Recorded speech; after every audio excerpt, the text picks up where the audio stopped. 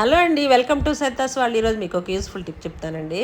మన ఇంట్లో జ్వరాలు వచ్చిన, దగ్గు అదంతా వచ్చినప్పుడు మనం దగ్గు మందులు, పిల్లలకైతే టానిక్లు ఇలాంటివి వాడుతూ ఉంటాం. వాడేటప్పుడు మనం మూతలో తీసుకుంటూ ఉంటాం మందు.